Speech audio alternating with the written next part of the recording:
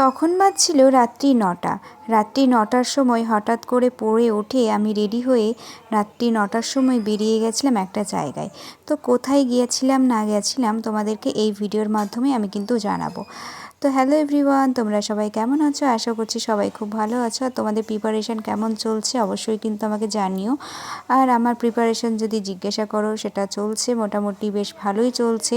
এখন দেখা যাক, সবই তো পরীক্ষার ওপর ডিপেন্ড করবে, আর কবে ফর্ম ফিল আপ হবে না হবে কে জানে, এখন দেখা যাক। তো যাই হোক, পড়ছি এই। তো এই যে আমরা রেডি হয়ে গেছি, তো এখন হচ্ছে যাচ্ছি, বেরিয়ে গেছি, দেখতেই পাচ্ছ অন্ধকার বাইরে। আমি, মা আর বাবা যাচ্ছিলাম। আর আমাদের বাড়ির সামনে এই দেখো, এখানে কিন্তু নাচ গান হচ্ছে, বুঝতে পারছো। আর এখানে ছিল জন্মাষ্টমী পুজো। তো আমাদের বাড়ির সামনে একটা ফাঁকা পুরো জায়গা আছে। তো এখানে এই বছরই প্রথম কিন্তু জন্মাষ্টমী পুজো হলো।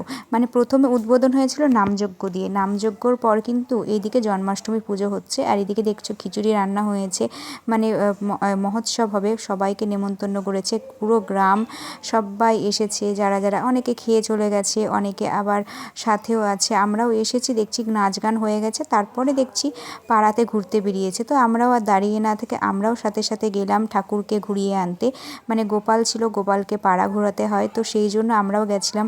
তো এখানে বাজনা নিয়ে আসা হয়েছিল, ব্যাংপাটি বাজনা ছিল।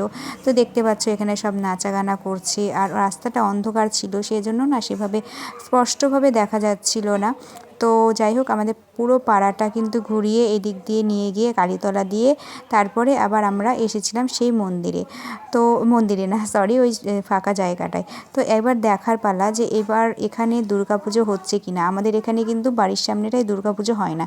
যদি এবছর দুর্গাপুজো হয় তবে খুব ভালো হবে, কারণ বাড়ির সামনে পুজো হলে না খুব ভালো লাগে। তো বাড়ির সামনে একটা মন্দির, মানে মন্দির বলতে হ্যাঁ মন্দিরই ধরতে গেলে, ওখানে একটা প্যান্ডেল হবে, পুজো টুজো হবে, খুব ভালো লাগবে। তো দেখতেই পাচ্ছ এই যে আমরা চলে এসেছি এখানে। আর এখানে সব নাচ টাচ হচ্ছে। আর এই যে এই দাদুটা লাইট নিয়ে ঘুরছে এখানটা। আর এখানটায় কিন্তু খেতেও বসে পড়েছে সবাই।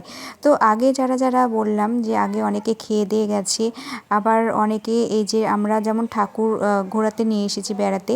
তো এই যে আমাদের কালী মন্দির আমাদের বাড়ির সামনেই, কিছুটা যেতে হয়। এখানে কালী মন্দিরে বেশ অনেক বড় একটা জায়গা আছে। আর এখানে কিন্তু কালী পুজো হয়, দুর্গা পুজো হয় দিকটায়। তো তোমাদেরকে যখন দুর্গা পুজো হবে তখন তো অবশ্যই আমি দেখাবো, দুর্গা পুজোর সমস্ত ভিডিও তো আমি দেবই। তো তার সাথে সাথে তোমরা জানোই আমি স্টাডি ভিডিওর সাথে ব্লগ ভিডিও শেয়ার করি। তো আমার ব্লগ ভিডিওটা মানে ভালো লাগে একটা স্মৃতি করে রাখতে, এই আর কি। তো এখানে সব ছেলেপিলে সব নাচানাচি করছে। আর তারপরে এই যে আমরা সব এখন সব গোপাল ঠাকুরকে ঘুরিয়ে এনে তারপরে আমরা বসে পড়েছিলাম কিন্তু খাওয়ার দাওয়ার জন্য। এদিকে দেখো বাচ্চারা কি সুন্দর খিচুড়ি খেতে দিচ্ছে, বেশ ভালোই লাগছিল দেখতে। আর আজকেকার মতো ভিডিওটা এখানেই শেষ করলাম, টাটা।